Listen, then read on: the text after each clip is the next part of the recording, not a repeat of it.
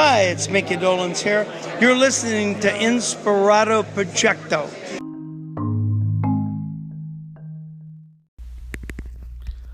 There are places I remember all my life, though some have changed, some forever, not for better. Some have gone and some Hey! Hey! What are you doing? You can't stick your thumb up my bum! Hey, man, hey! It's okay! I work for the TSA! Yeah, man! Hey! Oh, I didn't realize. Well, as you were. All right, man, yeah! That's a way!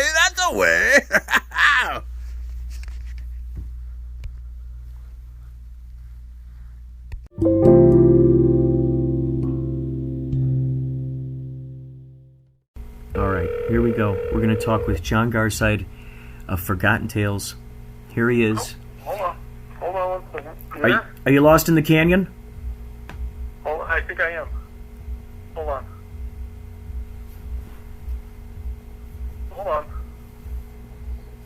There? Oh, yeah. Hello? I love it, dude. Oh, there we go. It's a transmission from a There whole we go. nother cosmic... All right, so you... did you receive an email to your personal email, or did you get it on one of your videos, or what was the complaint that you got? Well, okay, first let me back up just a little bit and just say that the Forgotten Tales, I do a lot of heavy research. I do my due diligence. I really dig deep and try very hard to be as accurate as I possibly can. I do not change history. I just report history. That said, I might miss something now and then, but I don't think. Well, let me just start by saying this: that with Forgotten Tales, we receive lots of compliments. People saying, "Oh my gosh, the Electrodome, that was my grandfather's," and they have pictures of it. Then we have the plane crash, and the plane crash, that Flight 416 West that happened in the Puente Hills, and I report on that. And then, months later, I got emails from people who were like, "I didn't know how my grandfather actually died. I knew it was a plane crash, but I didn't know the details. Thank you so much." So I really do a good job with that. I gotta say, because if I don't, who will? I really do my due diligence to get all of the information I possibly can until I can't ask any more questions. Until I feel like, so when I'm making these, if I have questions, I can't finish the video. I have to find all the answers. That said, sometimes the answers I discover are not readily available. And recently, so I have a documentary that I put out, I think in 2014, called How the Canyon Got Its Name. And it's about Turnbull Canyon in Whittier and Hacienda Heights. And it documents the story of Robert Turnbull, a Scottish immigrant who came over here, and the canyon ends up being named after him. Well, I tried to go even further into the past to tell the story of how the canyon got its name at first, by telling the story of the Native Americans, because one of the myths is that back in the day when the Spanish came over with their conquistadors, they would try to convert, and after they built the missions, they would try to convert the natives to Catholicism. And the urban legend is that they would be murdered, and they would take them up to Turnbull Canyon and kill them there. And that the Native Americans started calling the canyon Kutugna. And according to the urban legend, Kutugna means the dark place or the devil. And I just want to stop right there and say all of that is bullshit. It's not. It's not Kutugna, and they didn't take them to the canyon. The mission, the San Gabriel mission, was originally built in 1771, and it was built where the Whittier Narrows is, not in the city of San Gabriel where it is today. But what happened is 4 years after it was built, it was washed away, and they rebuilt it in San Gabriel. But when they were in Whittier Narrows, that's where they were killed. I mean, they did kill the conquistadors. That's the part of the myth that is true, is that the conquistadors and the Spanish did kill, they tortured Native Americans if they did not want to convert to Catholicism. And they would torture them until they died. The idea was to torture them until they said, okay, I accept Jesus Christ. And so they would get killed that way, and they would be buried somewhere there where the mission was. Okay, so Hutubna actually is the name of the village that the Native Americans called where Yorba Linda is today. Where Yorba Linda was a village, and they called that Hutubna. It didn't mean dark place or any of that. Section on the front of how the canyon got its name about that, and recently, it's only maybe about 2 minutes. It's not very long. And I thought, I still see people talking about Hutubna online, locally, and I'm like, I'm going to put this out there just so people know that Hutubna doesn't mean that. So I put it out there. No big deal. I just put it out there. Well, in the video, I referred to the natives as the Tongva tribe. They were also called the Gabrielino Indians, but Tongva is what I readily see. Now, recently someone emails me, messaged me on Facebook, messaged me on YouTube, saying that the Tongva doesn't exist. That someone came along in the 1920s and hijacked our people, basically, and started calling them the Tongva. But they're called something else now. I'll be honest, I can't remember that name right now.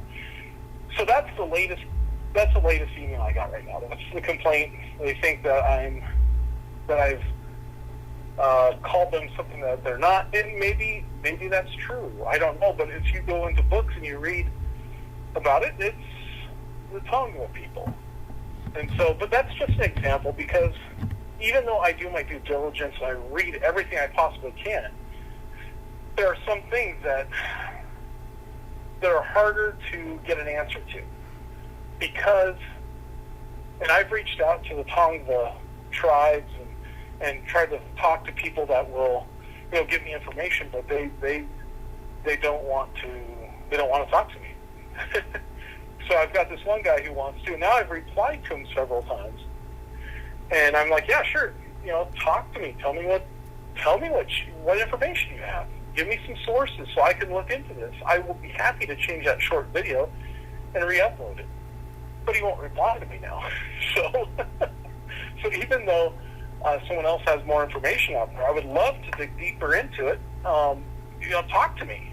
Let's talk. I would love to hear what you have to say.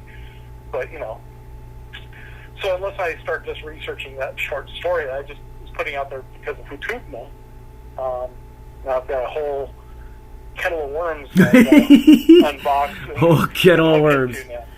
Oh, my gosh.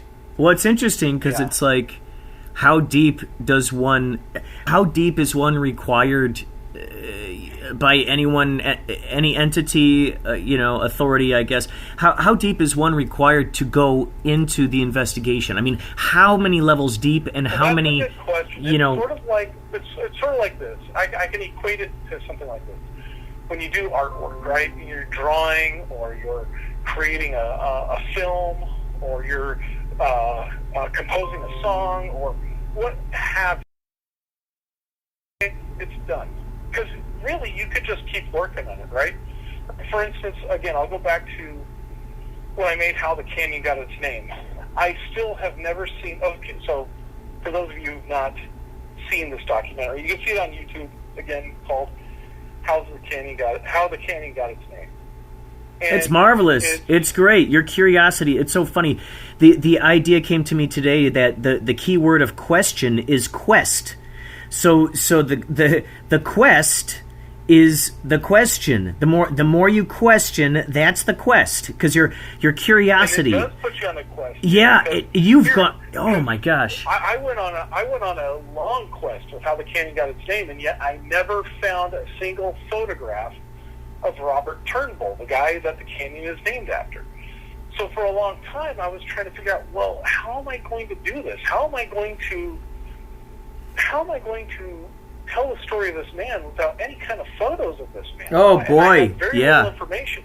The most information I had on this man was how he died, how he was murdered, and even that had question marks around it. Which is so crazy for a historical figure having a canyon named after him and all. You figure there'd be statues, in his name, in parks named after him and stuff, And it's weird that you had to go down. The thing about that is, he was a town drunk, and so not many town drunks get a statue. True, or a plaque. true. The only reason they named it for him was because he owned it.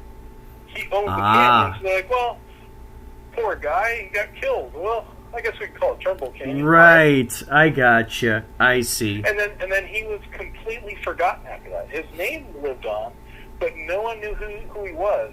No one knew anything about it. In fact, what led me to want to do a story on that was I used to take Turnbull Canyon to work every day. And I would drive over it and wonder, why Turnbull? And so I started, in my mind, thinking about what could it be named after. I was like, well, William Workman, who on the other side of the hill in Hacienda Heights, in that area, that's where he lived, and he had cattle. Maybe this is where he turned the bulls around. I don't know. I was just trying to come up with what's Turnbull. Oh, yeah. Names for things, I wasn't thinking it was someone's name. I was thinking, right. It was turn a bull. I don't know. Yeah. What do I know? Right. Was there a rodeo over there? What was there a hidden, electronic bull that we didn't know about? It was literally just me being curious that led to doing that, and it was just, and then also there's a man named Paul Spitzieri who runs the Workman Temple Homestead Museum in the City of Industry, and when I reached out to him about it, he sent me an article about Robert Turnbull, and he was like, yeah, here you go, and that was the first lead I got, and from that I just started reading newspapers, reading books from the Whittier Library, just digging as deep as I could. I even went to the Hall of Records to find information about the property that he owned. And, I really went all out thinking, okay, we're going to go to the Hall of Records. They're definitely going to have a photograph of this guy, right? Nah, they don't. But what's funny is, so my answer to making that was to do reenactments. So I cast basically my family. My brother-in-law plays Robert Turnbull, and then the guy who plays Jonathan Bailey, who was a Quaker in Whittier, he's actually a Quaker. I found a guy in Whittier. And he looks so much like him. He looks just like him. Here's how I found, his name was Russ Litchfield, and here's how I found Russ. My wife and I were sitting in a car at the intersection of, where the hell were we? Philadelphia and Painter and Whittier. And I saw this guy crossing the street, and I pointed to him and go, oh my God. I go, that's the guy I need to have in my video to play Jonathan Bailey. That's great. No mustache. He looks like a Quaker. Oh my God. And then my wife goes, oh, that's Russ. I go, no who? Way. She goes, Russ Litchfield. He plays the pipe organ at the first Whittier church where Mary and I got married. Oh my God. And I'm like, are you kidding me? So I found him. I reached out to him and asked him, hey, would you want to play Jonathan Bailey in this? He goes, oh, yes. He goes, I saw your other documentaries. I'd love to participate. Dude, wow. So brought him in, and then my brother-in-law, I guess I'm getting off the track a little bit, but my brother-in-law played Robert Turnbull. Now, again, I have no idea what he looked like, so it didn't matter how he shaved his beard or whatever. Right. I just knew that he was a town drunk. So he played him in this video. He was so good. And what's funny is now people who write blogs about, since I've made these, people who've written blogs about urban legends in the area and Turnbull Canyon, they've actually screen captured my brother-in-law. His name is Casey. Dude. Screen captured Casey's face from the video as Robert Turnbull. Oh my God. And they're posting it online now as that is Robert Turnbull. It's so funny because, like, in the video itself, you point out it's funny because you put out the disclaimer, like you say, like, look, this is a portrayal, you know, like this is just a fill-in, so to speak. He's sort of a stand-in. Yeah, I don't have a real. I put in the video that all photos of Robert Turnbull are recreations. Oh my god! Oh my god! Oh my god! Oh my god! And what's funny is that Casey grew up in Whittier, right next to Turnbull Canyon, like Dude. 1 block up of Turnbull Canyon Road. Oh and my god! He grew up hanging out in Turnbull Canyon, and I asked him one day, I said, did you ever imagine that people would now mistake you as Robert Turnbull? He goes, no, man, how would I? Dude, imagine that, being a little kid, growing up next to Turnbull Canyon, knowing that name your whole life, you don't know anything about it, and that kind of reality manifestation where you end up becoming the face and the name of that thing. It's so funny. It's a total Back to the Future thing.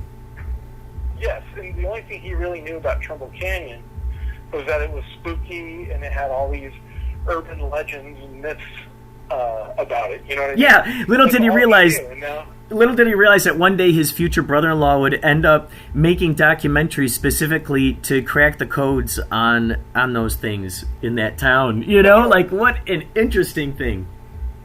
That's right. Yep. God, so exciting. It is so exciting. And I had the pleasure of playing William Workman. God, that was so great to be able to get Josh, my brother, in there. And not in one, yeah, you were in that too. So you played William Workman, and I brought your brother in to play Garvey. Yeah. Oh my gosh, it was so. I should have bought a better mustache for your brother to wear, but that's okay. Oh my god. It works. Oh my god. It was. So what's great is that you played William Workman in that, and I already knew I was going to do the Battle of Providencia. I thought immediately I knew I was going to do reenactments for that. I thought, well, this is going to be great because I've already got my William Workman. He'd come into the prequel with the Battle of Providencia. There you were again as William Workman, the younger William Workman. Yeah, that was so cool, so interesting to be able to go back through the hands of time. One of my favorite shots of How the Canyon Got Its Name is when you look up from the paper and you look almost like a ghoul.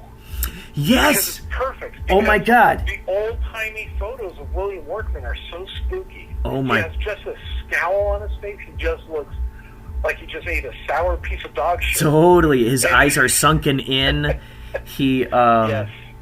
Oh my god, my buddy Jimmy said that it looked like this old TV, sort of like Svengoolie type of dude that used to be out there. His name was like Carlisle or something. I forgot what his name was, but he had that kind of look about him. And so my buddy Jimmy did like a side-by-side, you know, face next to face thing. And I'm like, oh my god, that's crazy. He looked like a Phantom of the Opera type of dude. Oh my god. And it was great because Josh, with the mustache you just mentioned, my dad saw that photo. He's like, holy cow, you look like our relative, you know, Alexander Clendenin, who used to live in Chicago, you know, and then he put up this photo, and I'm like, oh my god, Josh is a spitting image of this guy. So it was just so crazy to be able to have, to be able to act with my brother in there, and then for it to kind of echo these zeitgeists of my family history too. I mean, it was so interesting for us to be at the actual house that William Workman committed suicide in. I mean, it was just like, whoa, dude. So for me, that was the biggest thrill. So for anyone who has not seen How the Canyon Got Its Name, which is probably a majority of you, we reenacted William Workman. I'm not going to give away the whole story. Go watch the video if you want the whole story, but I will tell you this, that William Workman commits suicide. Now, the cool thing about, not the suicide part, but the cool thing about the story and what we were able to do is Paul Spitzieri, who I mentioned before, who gave me the initial kick in the rear to really, you know, dive deep on Robert Turnbull. He runs the Workman Temple Homestead, which is where William Workman lived, and his homestead is still there. And he let us come in and shoot a reenactment on in the exact locations where everything happened. So the doorstep where Richard Garvey comes up and knocks on the door, which was played by your brother, and then you answer the door, Kurt, as William Workman, is exactly where that moment happened. And then when William Workman shoots himself, we don't go into the room and get graphic and show all that. But I do go outside with the camera and show the actual room window where he did it. And we actually went in there with a light, and I brought the light up bright and brought it down so it looked like a gunshot and all that through the window. But that's the actual room where it happened. So for me, even though it's a morbid subject, for me, after researching it, for the better part of a year, I was researching and writing. And, oh my God, to go in there and actually tell that story in the exact location, that was really thrilling for me. It was very exciting for me to be able to do that. Even though we didn't have a budget, it was very low budget, and it didn't matter. We were just telling the story. And for me, that was a thrill. Well, and in the way that everybody came together, the way that they did, the makeup was just like she was able to make me look like an older guy and make my eyes look sunken in. And then Michael Ornelas, who played Dr. Agotch in Max Neptune, he gave us the costumes, right? Didn't he? He had access to the wardrobes. Yes, he had costumes. Oh my God! Dr. Agotch in Max Neptune, and then the lady who did the makeup for you, that's Heather Gorbea. That's my wife's best friend. She just did it to have fun because she was excited to participate. And in fact, I should mention also, since we're on the subject, in that same video when the Quakers, when Robert Trimble goes to meet the Quakers at the house, that's the Bailey house. That's where that's the real house, man. God, this is crazy. These historical structures still exist, and then you're able to shoot there. And because, these people love the fact that you're talking so much and providing so much historical material about their beloved city. Here they're like, okay, we're opening up our doors. We're opening up our historical monuments to be able to recreate these moments in time and to really... I mean, what better history lesson than to have reenactments in the actual places where these things happen and wrap people's brains around? Because I'm sure there are kids who have gone on field trips all the time to these locations. It's like blah, blah, blah, in one ear and out the other. But when they got something to look at, especially since this is the thing I want to get into. So in fourth grade, so I grew up in that area. I grew up in West Covina. Yeah. I went to the Hacienda Puente Unified School District. And when I went to Valinda Elementary School, and also I went to Workman High School, it's William Workman High School. So it's a big deal, that part of history in the area, but almost no one really knows what it is. Mm-hmm. Almost no one really knows. So for instance, in fourth grade, I went to William Workman Homestead on a field trip. And I guess at that time it had only been open for 4 years or so. I didn't know that at the time. But, we walked through and got a tour of an old house. And they're talking to me about, the 20s, and they're talking to us about, cattle. They're talking to us about, all this stuff. But they never once, I didn't even know that William Workman committed suicide until I started researching this subject. I had no idea. It's not something that's talked about, and understandably so, I guess, but those are the types of fascinating things that hook you into local history, is to find out the personal side of things. Not just that, here's this old house, it was built in 1874, or in this case it would be 1845, or, whatever the case. To find out that these were, find out the details about these people, actual people that lived. To me, that's an even bigger thrill. Yeah, it personalizes it. It gives you reasons to even care about the thing at all, because you're learning about the lives that lived there, what made that area what it was, and gives you this kind of idea of like, whoa, okay, this is what it used to look like. This is how it got here. Ooh, that's what happened there. Well, for instance, if you were in the classroom and they said, "This is Turnbull Canyon, named for Robert Turnbull in 1888." Scottish immigrant. Right. Okay. Right. Okay. Yeah. It just sits on the table and gets stale right there. Yeah. But if you dive deep and you say, well, he was an alcoholic, and he came here so he can buy and trade and sell land and make money off of it by buying land cheap and then selling it for a profit, or you find out that he's actually connected to the Quakers, and he's actually connected to, because the Quakers lived in. So to paint a picture for anyone who doesn't know the area, you have the city of Whittier. The backdrop for Whittier is a bunch of hills. Within the hill is Trimble Canyon. If you go over the hill to the other side via Trimble Canyon, you're in Hacienda Heights. That's the area where William Workman lived. So you have William Workman on one side, and you have the Quakers on the other side. The canyon literally, physically connects the two cities together with a road. But to find out later that the namesake of the town actually had connections to William Workman and the Quakers, personally, that's a mind blow to me, to someone who grew up in the area, who was born in Whittier and raised more on the other side of the hill where William Workman was. That blows my mind to know that not only does it physically connect, but personally, the people that these places are named after, they're personally connected, and that just trips me out.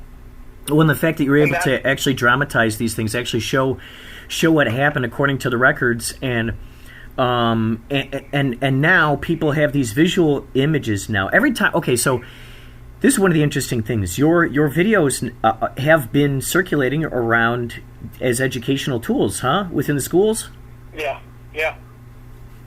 That's what I'm told anyway. People tell me that I play your video, for our school, or,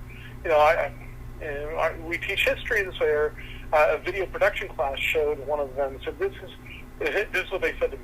I was able to show them how easy it is to make a documentary from scratch, not using much of anything. And it's like, well, yeah, it's true. Wow, that is good to know that you're an example of that, of showing that you can be creative without having to have some big studio budgets and huge cameras. And yeah, in this day and age, we are fortunate that a lot of stuff is online. Not everything is. For instance, when I did the plane crash, when I did that documentary, there's not a lot of information online about this stuff. That's why I dig deep, because they start off as urban legends. And that was my whole goal with Forgotten Tales, was to take urban legends and myths and tell the truth about them.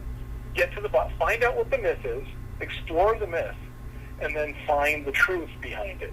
And so the plane crash, people thought it was a military plane that had experimental children from Area 51 on it that had supernatural powers, and the government purposely crashed it into the hills because back in 1952, it was a very rural area. But none of that's true. It's all horseshit. None of it's true. It was a commuter plane.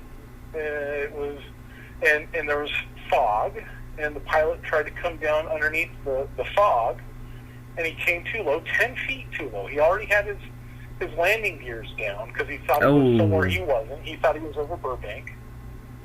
And the landing gears were just slightly, if those landing gears had not been down, he might have just barely missed the tip top of the hill. Oof. But because that landing gear was down, it snagged the top of the hill, spun it like a top in midair, and it just slammed into another hill. And exploded. But for that one, I had to dig deep. I had to go to the FAA.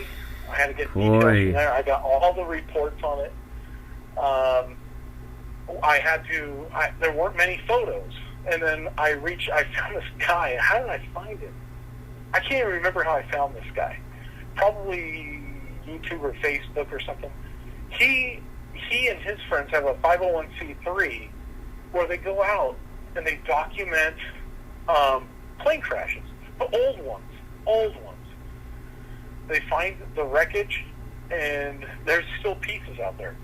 When a plane crashes into the ground, it doesn't just neatly, you don't just sweep up the glass and you go away.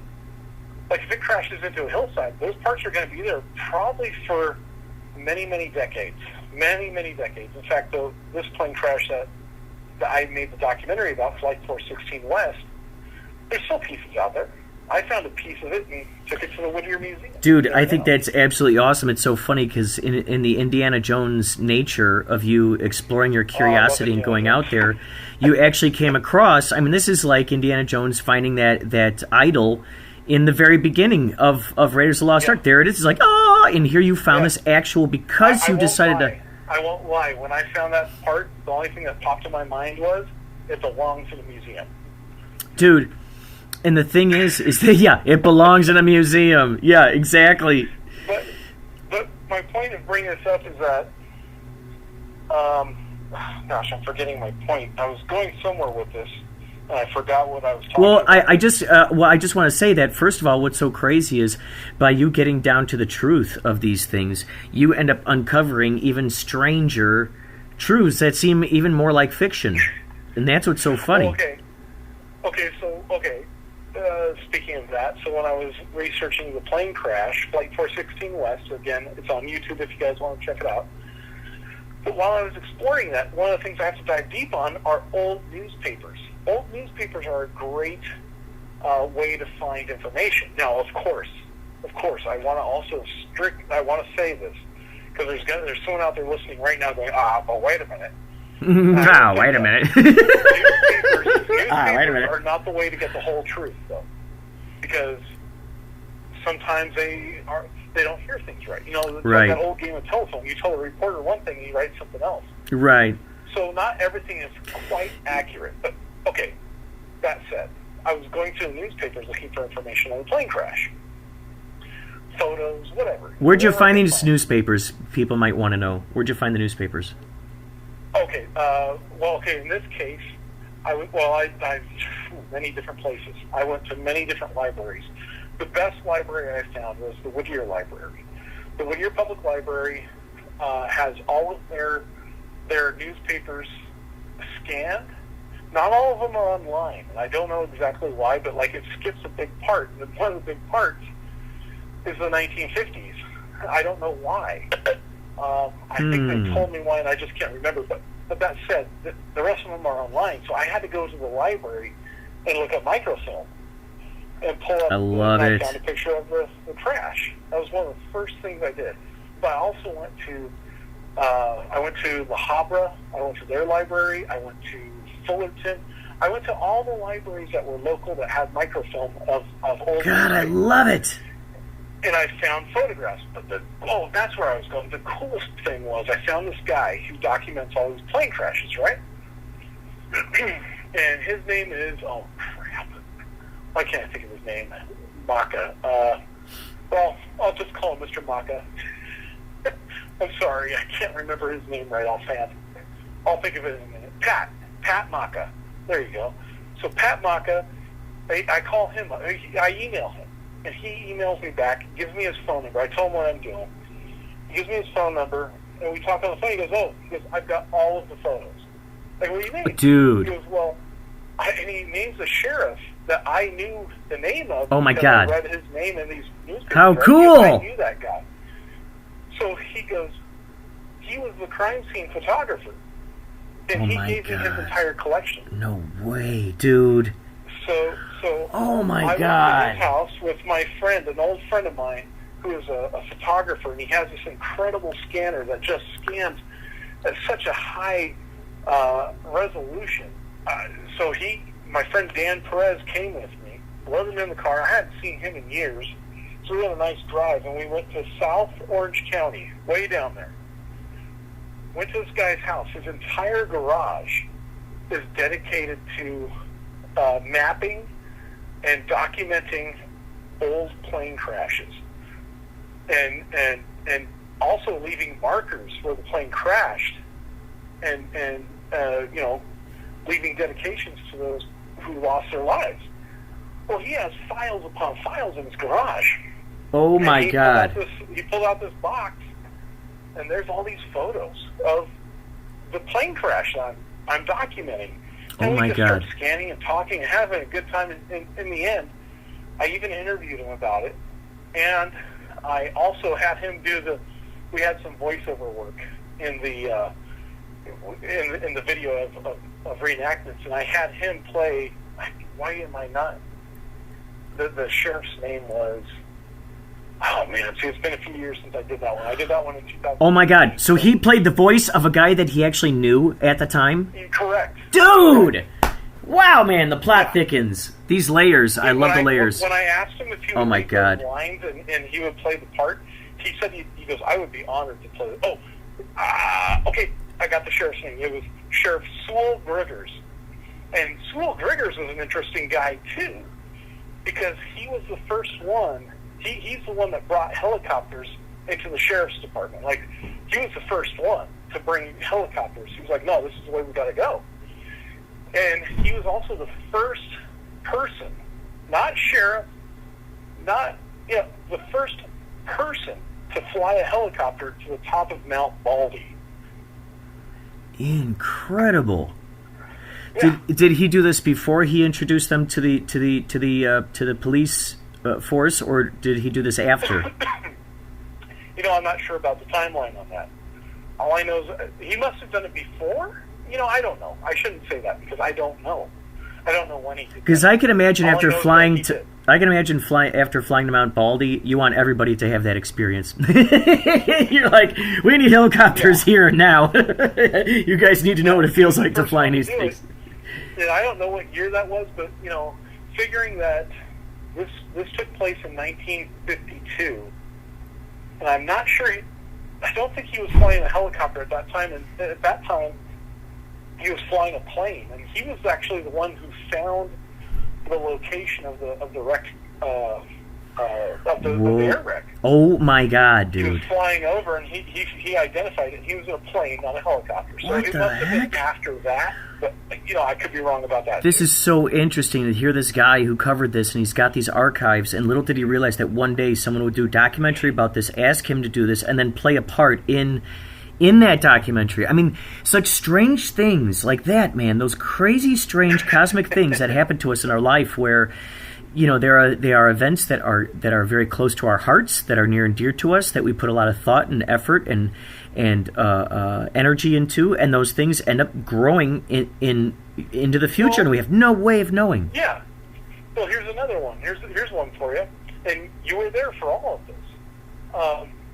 When we made Max Neptune, for anyone who doesn't know, and I'm sure Kurt has talked about it a lot on the podcast, or at least once in a while, we made a movie called Max Neptune and the Menacing Squid. It was a lot of fun to make, but along the way, we found a robot. We were driving down the street, and literally a robot, I'm not even kidding, it's about 5 feet tall, and it was standing in a yard, and it had a sign on it, taped to it, and it just said, "Free, take me away," is what it said.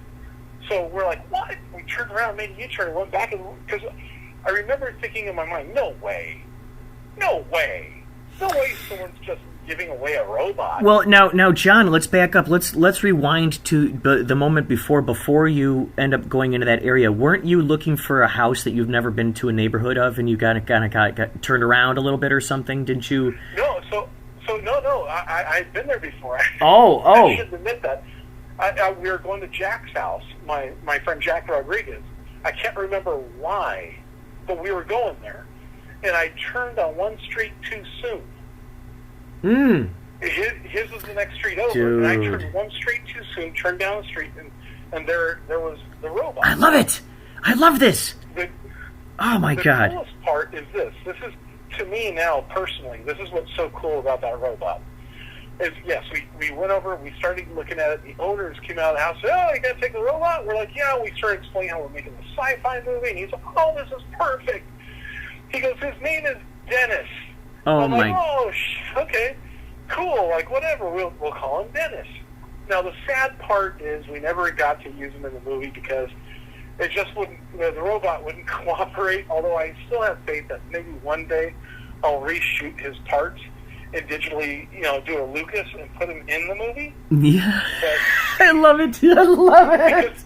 because Yeah, absolutely. So, but here's the best part. So, okay, the robot's name is Dennis. Dennis, the robot. Yes.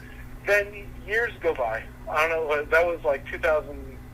That was 2006. 2009, I meet my girlfriend, and we start dating. Well, we end up getting married. Her father's name is Dennis. Dude. My father-in-law is Dennis. Dude. So then we get married. We have kids. We name our third boy after her father, Dennis. So I really regret not having Dennis the robot in Max Neptune, and maybe one day, no, not maybe, mark my words, Kurt, he will be in Max Neptune one day. Oh, he will be, and in future adventures. People will be clamoring for the original version. That's not the original version of Max Neptune. That's right. That's Oh! right. That's right.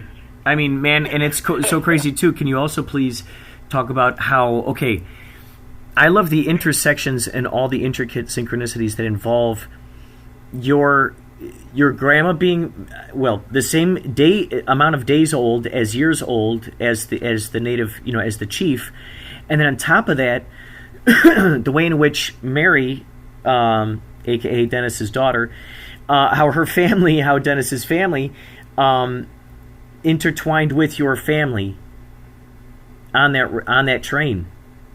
Oh man. Okay, you want to know that story? Yes. I tell it in an abbreviated nutshell. Oh, dude, God. no, let's hear it. I want to hear all the intricacies because each one is Oh, dynamic. my gosh. Each one's dynamic. So this is and by the way, is your connection okay with my phone? Oh yeah, and I also put my phone on Do Not Disturb, so that way, in case anyone calls in, it's not gonna, mess with anything. Well, no, I just because you're on my end, you sound a little. I'm just. Oh, I as do? long as You can hear me clearly. All right, hold on. Let me switch off the speaker, and then I'll switch it back on. Hold on a second.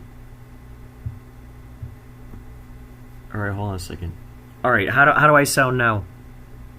You sound just as bad. As long Oh as no! I sound good on your You know end, what? I'm okay. I have it near my computer, so you're probably hearing maybe like a. I think you're hearing a fan. Actually, I think it's a fan. It's like weird, like squeals.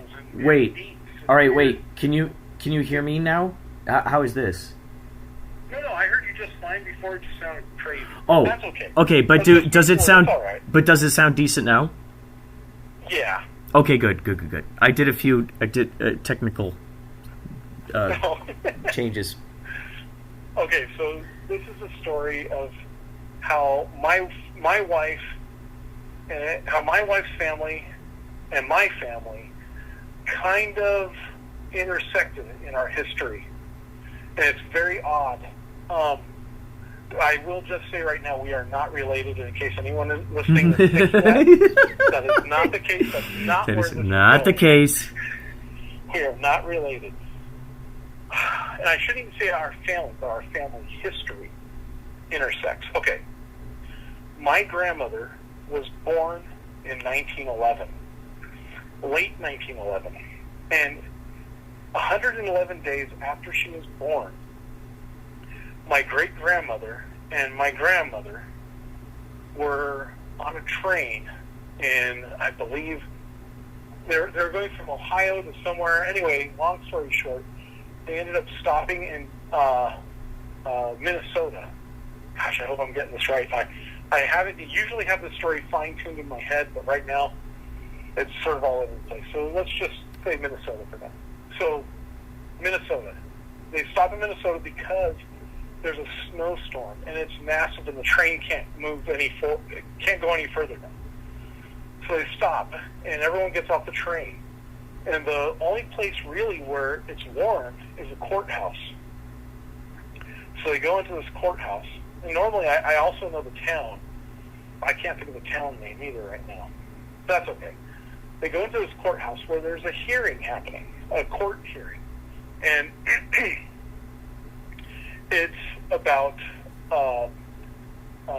lumber rights and whose trees belong to whose trees are on whose land. And there's all these Native Americans in there, and there's one particular Native American who I call Carbonaculae. That's not the correct way to pronounce it. That's just how it was told to me when I was a kid, and it's just sort of stuck. But back in the day, the white people didn't call him by his Native American name because they couldn't pronounce it, much like I can't. Instead, they called him John Smith. He just went by John Smith. And his claim to fame was being the oldest man alive. So at this court hearing, they bring him in because he remembers where all the trees are, where all the land is. Oh my and gosh. whose land belongs to who and the trees. And so he's testifying to that. And he's claiming at that time to be something like 120 years old or something, right? And he looks it too. He's old and wrinkly and dark and just looks. His face, you can even look him up. If you Google old Indian John Smith, you will find him. He will pop up. He's very wrinkly looking. Okay, so that part of the trial isn't really part of the story, other than it was happening when my grandmother and great grandmother went into the courthouse. Again, my grandmother is just a baby, 111 days old at this point. They go into recess, right? And there's a photographer in there. The photographer is set up because he's a portrait photographer, and he loves taking portraits of Native Americans. Well, what better place? It's like shooting fish in a barrel, right? Because they're all there. So he sets up a backdrop, and he's just inviting them to come down and sit down and have their photos taken. They take photos of many, but then here comes John Smith. He walks in, he sits down, he takes a photo. My great-grandmother's there. Oh, I'm sorry, he wasn't claiming to be 120. He was claiming to be... No, that's right. See, I'm getting my story all confused. No, he was claiming to be 120, but the government, the U.S. government, could only track him to be at least 111 days old. 111 years old. How crazy. Still miraculous, like how crazy is that, especially during that time when people were dying at the ripe old age of 35, Right. And so my great-grandmother was like, wait, my daughter is 111 days old. That's crazy. I want to take a picture of these two together. Wow. Look, here's the photographer. Wow. So he's getting his picture taken, and she goes, excuse me, can you take a picture of my baby? And he says yes. And so he holds the baby, holds my grandmother, and they take a picture. This picture is still in my family. We still have it. I have it on my phone. And so that's amazing. What's even more amazing is right after that, he asks my great-grandmother, what's this baby's name? And my grandmother says, we haven't named her yet. They just called her baby girl. Oh my gosh. Okay. So this outraged John Smith. Uh-oh. Because how can you have a baby with no name? So he names her right there. He named her Kiwita Kitchikokwe. Most people will probably, oh, that's cute, No, my great-grandmother said, okay, name's Kiwita Kitchikokwe. And so, then I come along, I'm born in 1975, and... Wait, can you pronounce it just slowly? Like slowly, if we turn down the speedometer just maybe a smidge, I want to hear every of those awesome syllables and consonants and Oh, sure. Yeah. Here, you ready? Yeah. And don't ask me to spell it. Right. Okay, I'm going to say it fast real quick. Okay. Kiwita Kitchikokwe. But it's Kiwita Kitchikokwe. Kiwita Kitchikokwe. It's hard to Kiwita say it. Kitchikokwe. And here's the truth. I'm probably not pronouncing it correctly. It sounds cool. This is my own grandmother. This is my grandmother. It's It's colorful. Again, I called her Kiwita, and the way you spell Kiwita is KEE-WE-PAH,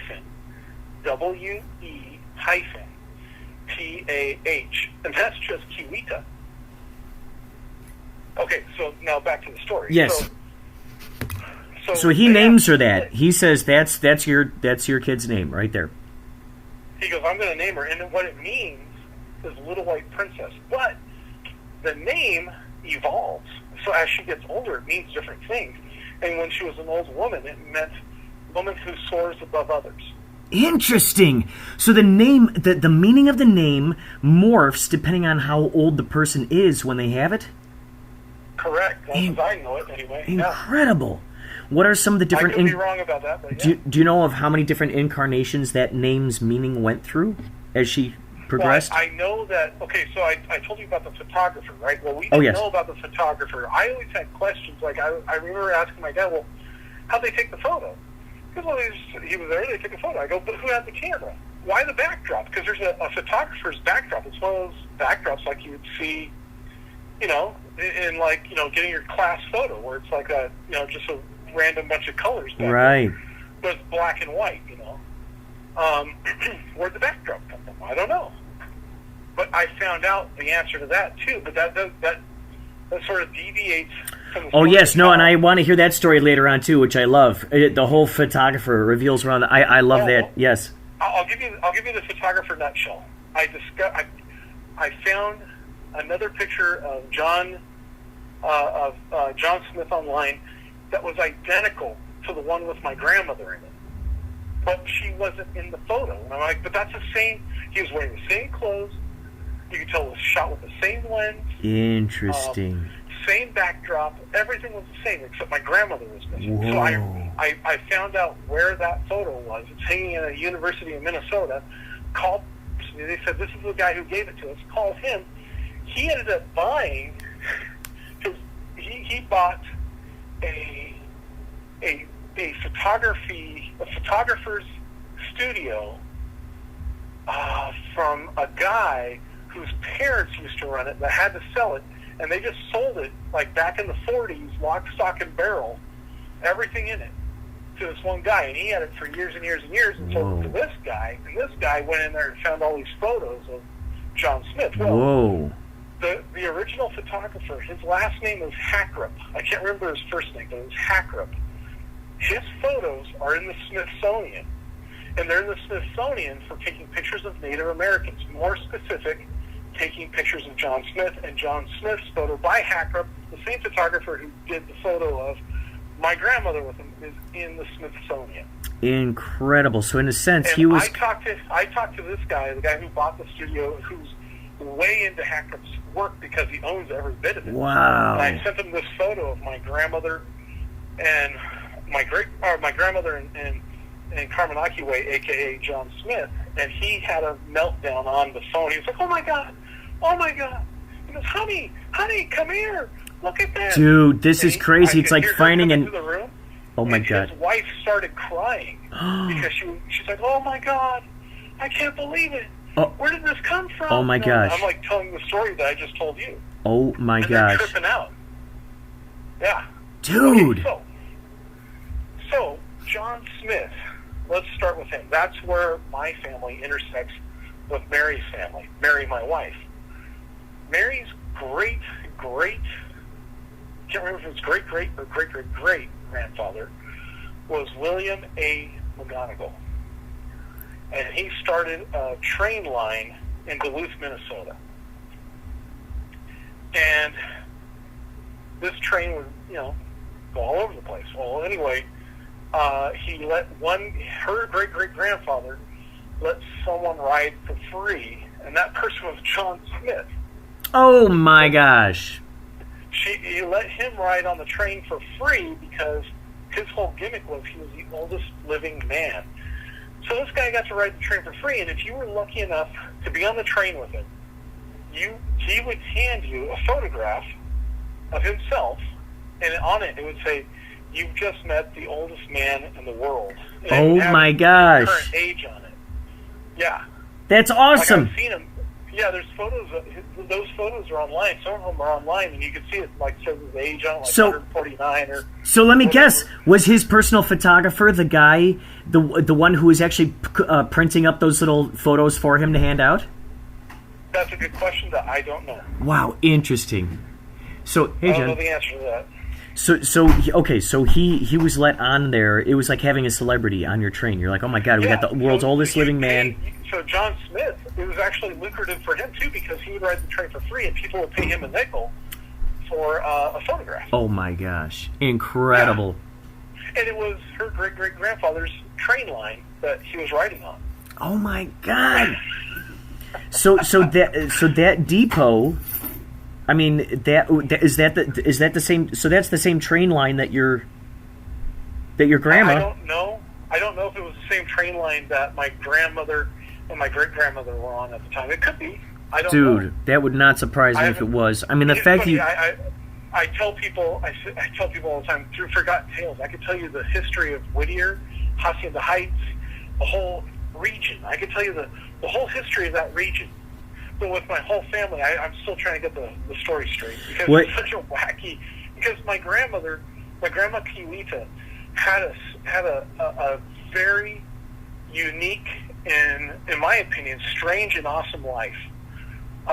Even as she got older. So Carmen Akiwe, John Smith, he lived well up, I think, like until my grandmother was like 20. So imagine that. The government can Oh my find gosh. 111, but he was claiming to be older. And I think his grave says, like, his tombstone's online too. And I think it comes out to be like 149 years old. Dude. Don't hold me to that. I can't remember right now. But he was very old. Okay, so into his 20s, he and my grandmother kept in contact. That whole Oh my time. gosh. Yeah, he considered her his other daughter. That's He incredible. considered her to, so he'd send her gifts all the time, like moccasins. And my grandmother used to wear moccasins all the time because, hey, the shoes, he made them. That So he'd is wear them, she'd wear them. incredible. She lived, she was living in Long Beach at the time. She went to Wilson High School. She was, one of the top athletes of that school. And Whoa. she was showing up in moccasins and stuff, Wow, It man. was the Kitchiko Quay, but looking whitest looking person in the world. But she had a Native American name, and she's wearing moccasins and stuff. And they're like, what the hell? Incredible. So she. Yeah, and then she, one day, this is after my grandparents were married, she went to go pay a bill. She went into I don't know if it was like an electric bill or a gas bill, doesn't really matter. She went in to go pay the bill. She signed the check, Kiwita, because that's what she went by. She didn't go by Kiwita Kitchikokway. She went by Kiwita. So she writes her name down on the check, and Kiwita, and she pays the bill, and the guy looks at the check, and he looks at her and he goes, "Where's the rest of it?" She goes, "What do you mean? Did I write it for the full amount?" He goes, "No, your name." He was a Native American. Oh my gosh. From the same tribe, which is the Ojibwe tribe. Oh, He's dude. Ojibwe, and he's going, "Where's the rest of it?" And she's like, I thought I put the full amount. No, your name. Where's the rest of it? Wow. Wow. He knew. So when she told him her full name, what transpired then? I mean, they must have had an awesome conversation with the story. I don't know. I don't know what that see, I'm getting this information from my aunt, who I think was with her when that happened, or at least knew the story. Now, is like your aunt the one who says I have many hats, and then she manifested all these hats? No. Okay, so that gets back to my grandma Kiwita, who as a child grew up in New York, right, and was kidnapped. Oh my gosh. She was kidnapped twice by the same lady, and that lady was her nanny. And she, gosh, man, and see, even her nanny, who we call Tanta, that was not her name, but we call her Tanta. We still know her as Tanta in the family. There's pics. My dad, to put a cap on that story right away, is that she wasn't arrested or anything. She kidnapped my grandma because she didn't like the way that my grandparents treated her. My great-grandparents. Oh my gosh. Again, this is the baby that didn't have a name for 111 days.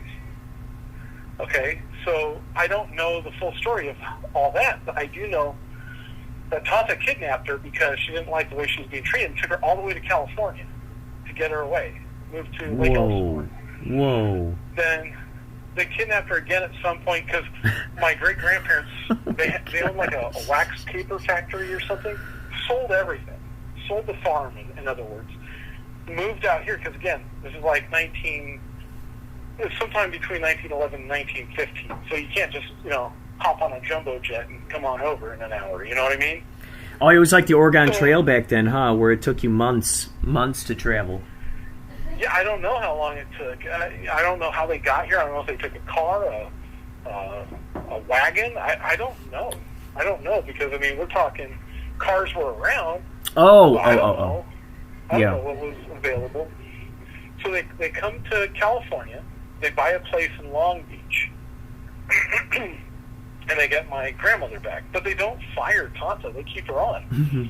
The only reason that Tanta told them where she was is because my grandmother got sick.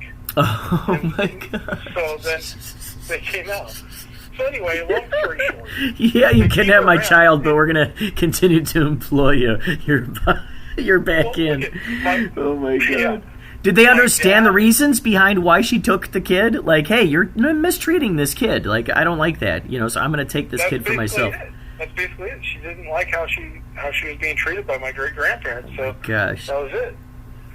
So there's that, and then she's in Elsinore. My grandmother's in Long Beach. But to sum it up, to put a nice little cap on this, my dad and my aunts and uncles all thought of Tanta as more of a grandma than their actual grandma. Oh my gosh. And even to the point where Tanta, when she died, left the house to my grandmother, her house in Elsinore to my grandmother. So it's whole, and then Tanta has her own story because her last name was Marsden, and Marsden is a very wealthy family in New York, or was at the time, and her uncle was Chase. You probably know more Chase if you think about the bank. So it's that kind of family. I'm not blood related, but in a way related to the Chase family. Which is quite ironic, because I remember us opening up a Chase account for Max Neptune and then us draining us dry. Them draining us dry when it comes time for you to get your money, and you're like, okay, I'm ready to cash out. And they're like, oh, no, you owe in back fees or something because you didn't pay for these fees. Yeah, you're like, wait, hold on, what'd you do with my money? But what's so crazy I started a business account. They were guaranteeing that it was my fault. I probably should have looked into that more.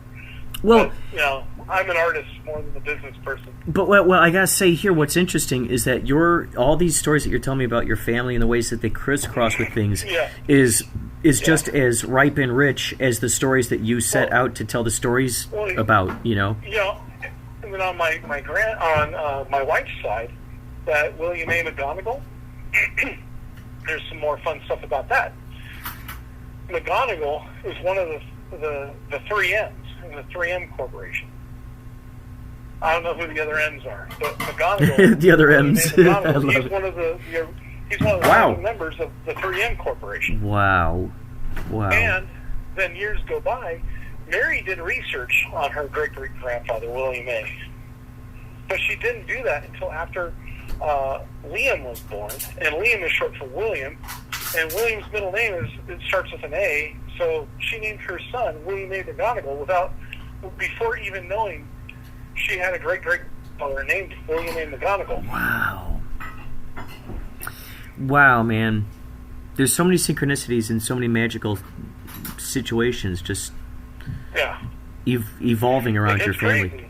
Crazy. So one of the documentaries I want to do is a documentary about my grandmother and everything I just told you about. But again, there's more. My grandmother led a very unique life, and as you can tell just from those few stories I told you.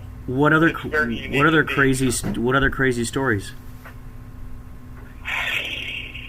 Oh my gosh. Where do I even start? I don't.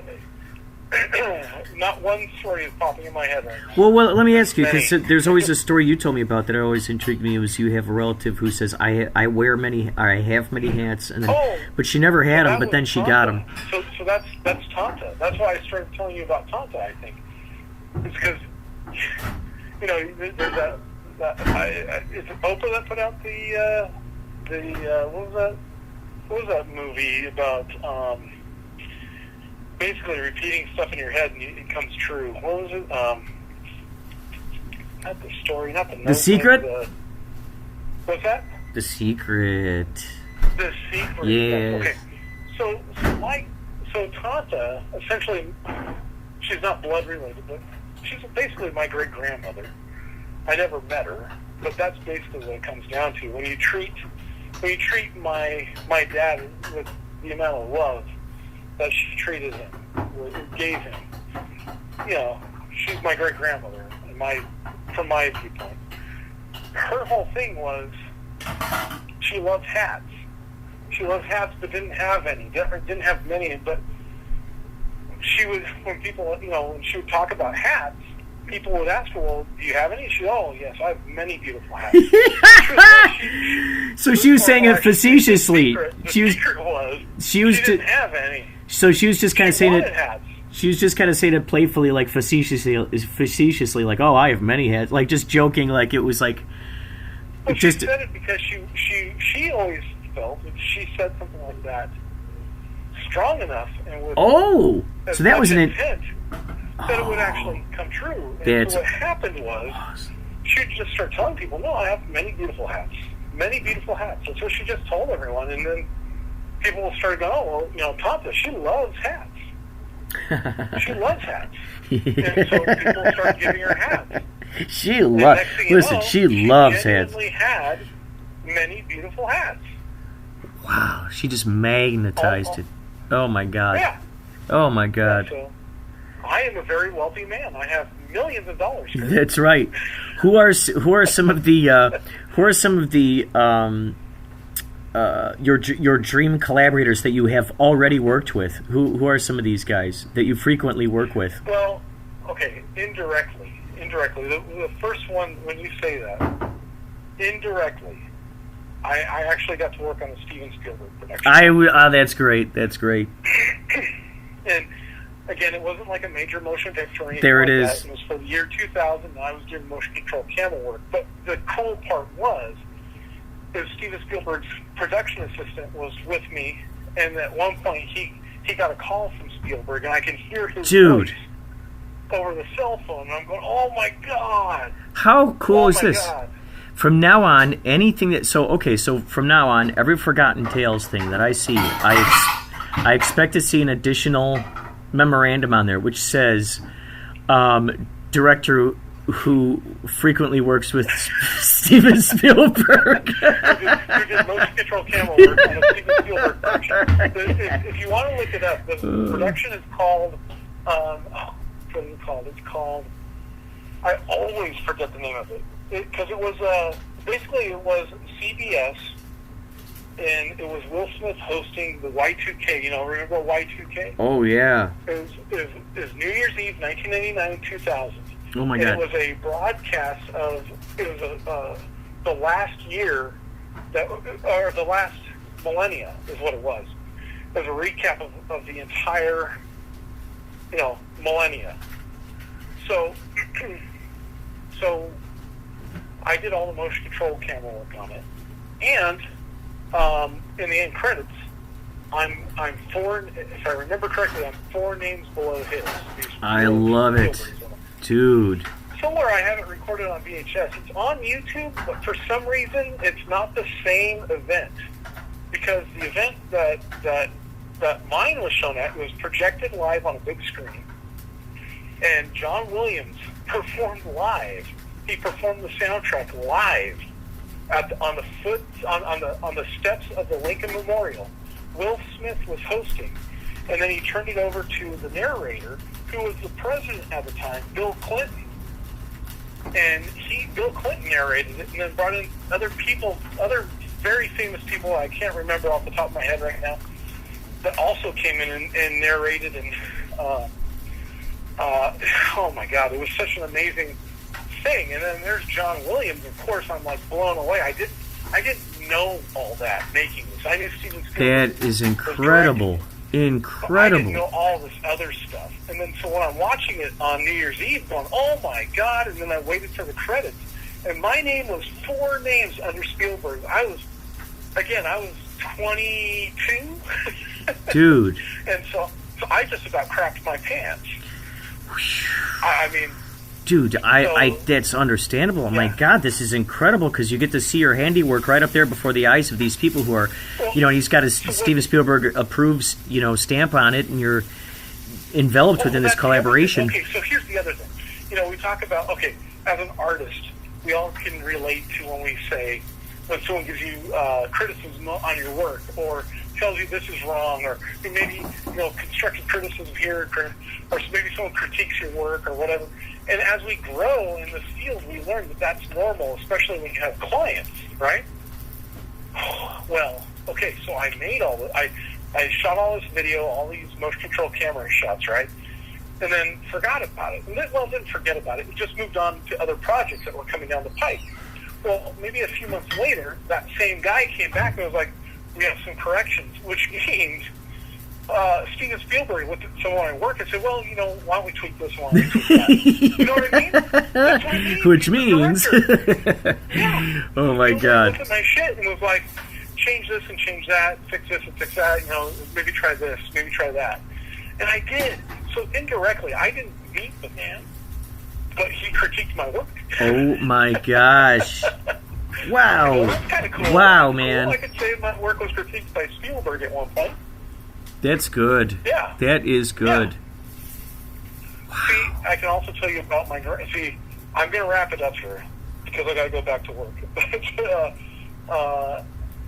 Also, my grandmother, Kiwita, her father, my great-grandfather, was an actor. He was a magician's assistant. He was a performer. In fact, he was in one of the early Edison films. What's the name of that one again? The name? What's that? Isn't it something about a genie or something, or like it's like a dream kind of thing, something. So, Lantern. Yes, there's two things. There's like, I can't remember the name of the movie, but it's something like, I automatically want to say it's like Joseph and the Technicolor Dreamcoat. It's not that, but it's kind of that. It's kind of a title like that. And then, but he hung out with a magician called Jermaine the Wizard. He and my great grandfather and my great grandmother were his assistants. In fact, I think it's more like my great grandmother was his opening act, and she was a mind reader. Oh my God, And that's then awesome. Yeah. And then my great grandfather was the magician's assistant, and he played an English butler who would fumble all the time. He'd break things. He was a comic relief. So he'd come up and try to help the magician out, and he'd break something. You know what I mean? Yeah. But that was the whole shit. Yeah. That was the whole thing. Yeah. Right. Yeah. Jermaine the Wizard. That's And incredible. he was a magician. He's very famous too, by the way. I didn't know. I'd never heard of him. So they're like a Penn and Back in Teller the kind of day. act, where This is I think it's like Houdini era. He was Oh my doing God. shit during that same time, and Dude. they were competing magicians. that's a movie in itself. The whole Jermaine the Wizard. That could be a series. know. And then your I'm telling you, man. your relative on there. Everything connected to my grandmother is so every time I tell a story, I feel like, really, this doesn't sound real. Like you're related to a mind So made reader. up. God, so much cool stuff.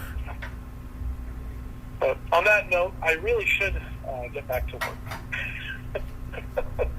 Gotcha. But thank you for letting me tell these stories. It's fun for me to tell them. People, I want to tell you to check out Silver Grand Slam. Check out John's TikTok channel, and check out his kick-ass G.I. Joe fixins. He gives you a history lesson that you're not getting anywhere else.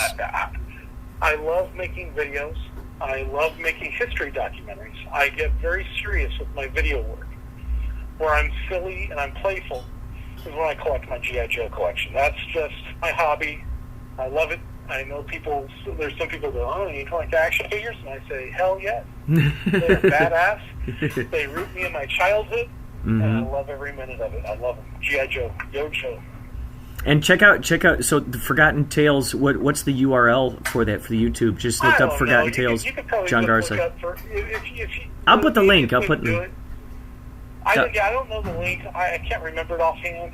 I'll send them to the But if you Turnbull go to Canyon one. YouTube- Yeah, if you go to YouTube, the easiest one to probably search is Electrodome. If you just do an Electrodome search, or even Turnbull Canyon, Turnbull. In fact, that's probably the best way. Turnbull Canyon. If you look up Turnbull Canyon on YouTube, you'll find all those documentaries. You'll just go down the rabbit hole on Forgotten Tales, and we have something like, 12 or 13 documentaries, I think, at this point.